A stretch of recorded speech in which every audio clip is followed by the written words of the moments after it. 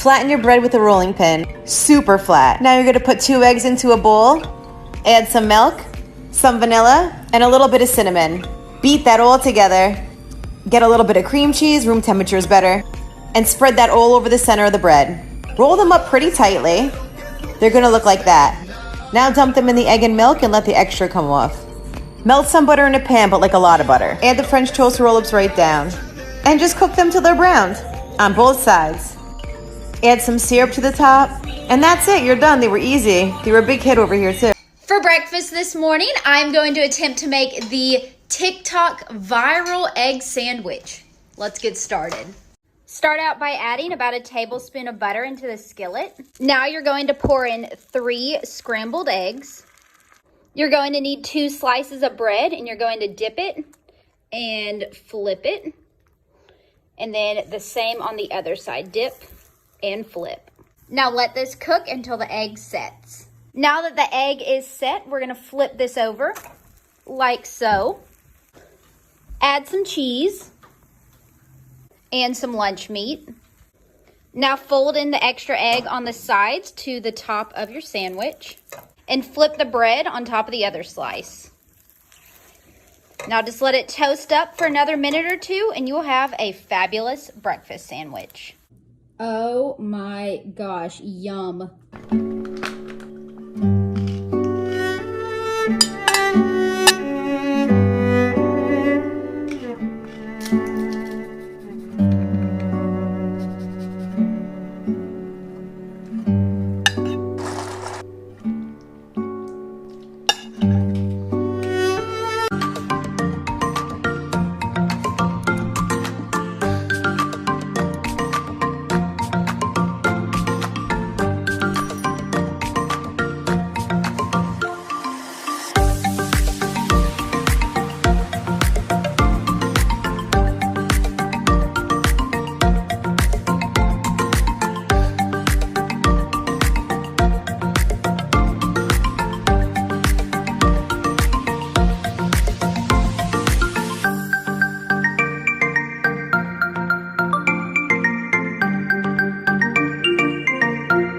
Honestly, if a dish has both butter and heavy cream in it, it can't go wrong, so let's make the creamiest butter chicken in under 30 minutes.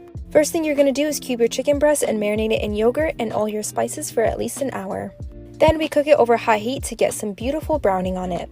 Cook down your tomato paste to remove some of the acidity, then add tomato sauce, heavy cream, and butter and whisk all together. Add your chicken back in, mix it, taste, and adjust to your liking. Top it off with cilantro and some more yogurt and enjoy!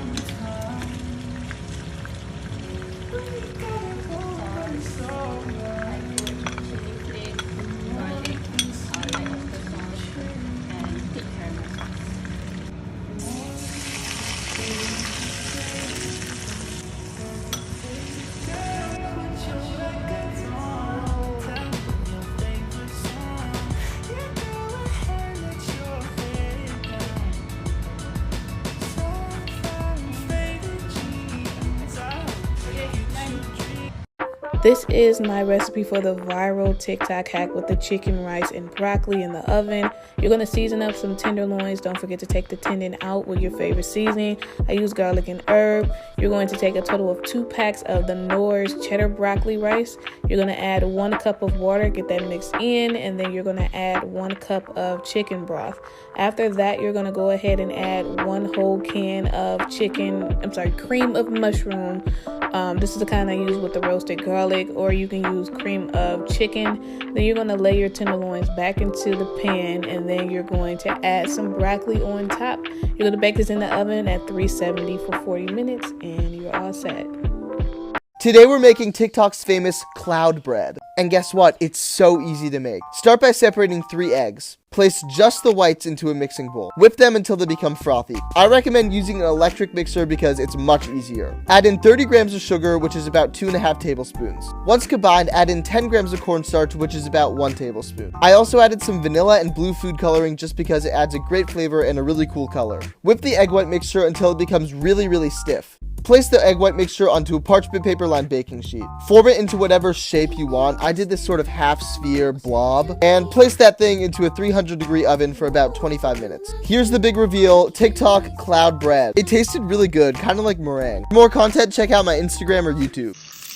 Showing you how to make my favorite 10 minutes spicy garlic noodle. Mince up 4 cloves of garlic, 2 tablespoons of soy sauce, 3 tablespoons of black vinegar, 1.5 tablespoons of homemade chili oil, 1 tablespoon of sesame seeds, 1 tablespoon of crushed red pepper, add in the minced garlic, cook up your favorite noodle, 5 tablespoons of oil, teaspoon of Szechuan peppercorn, heat up the oil, cut this chili oil, slice up some cucumbers and the cooked noodles, mix together, add on sliced cucumber. Now look at that. Watch me decorate some cute lunchbox cakes using a paper stencil cause I'm broke. You already know what filling I'm going for. How magical is the lighting though? From coat and smooth. It might be small but it's still always a struggle. Just look at this red color, OMG. This part was so fiddly but we got there in the end. On to the second one. As always, just keep smoothing. Oopsies, try again. Well, that was pathetic, but third time lucky.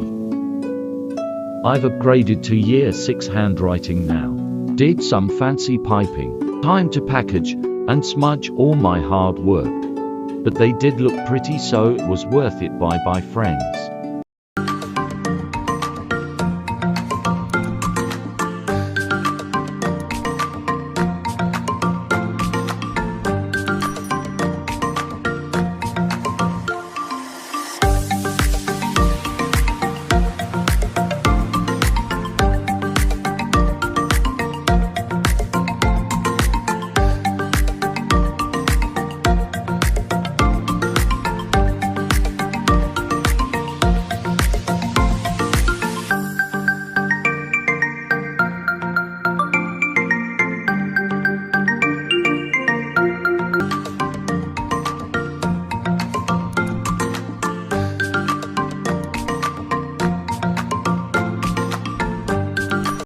The best way to roast your potatoes. Use small potatoes and boil until fork tender.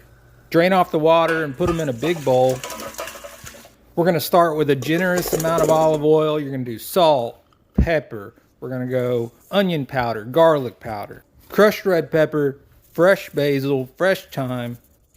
Get that all mixed together and dump it out on a lined baking sheet. Spread them out, give them a little room on every side. And then use a glass to smash them about a 1/2 inch thick. And then throw them in a 425-degree oven for about 30 minutes, but you're gonna wanna flip them halfway through. And you're gonna end up with a soft interior, crispy exterior, the best roasted potatoes you've ever had.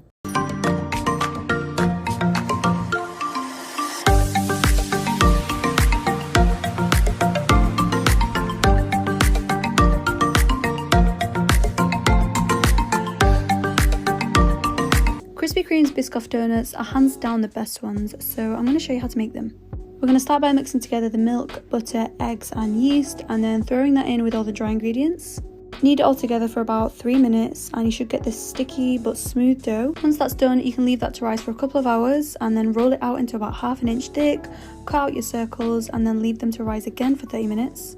And then it's the worst part. I don't think anyone enjoys frying. Just let them fry gently on each side until they're nice and golden and then let them cool. And then you can make your filling. You can use whatever you like. I just did some Biscoff custard.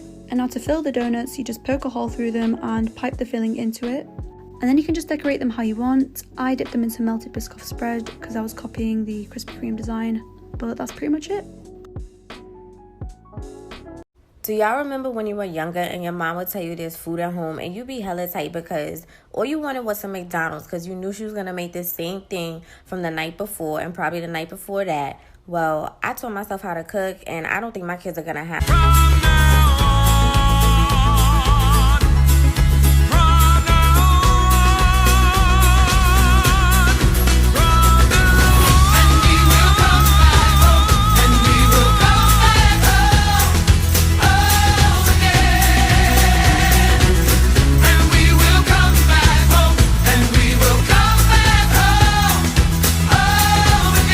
you don't like food, keep scrolling.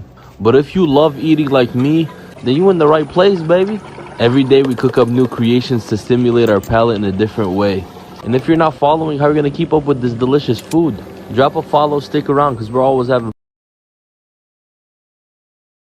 Let's make baked feta pasta, mac and cheese, buffalo chicken style. Add a block of feta and a block of cream cheese to the center of a baking dish. Then add a pound of dry elbow macaroni, 2.5 to 3 cups of shredded cheddar cheese, and 6 cups of milk.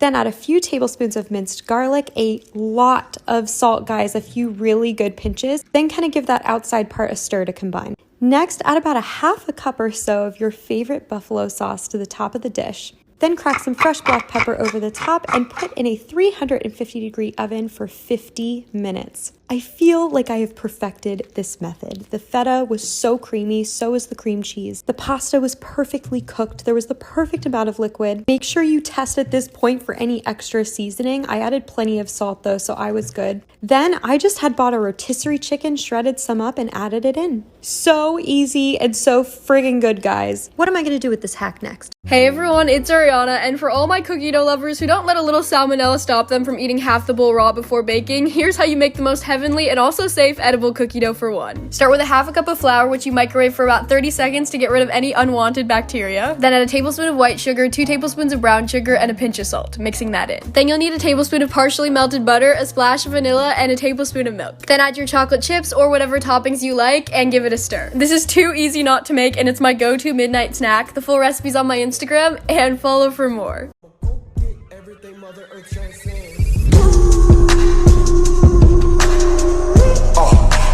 Drop it on my car.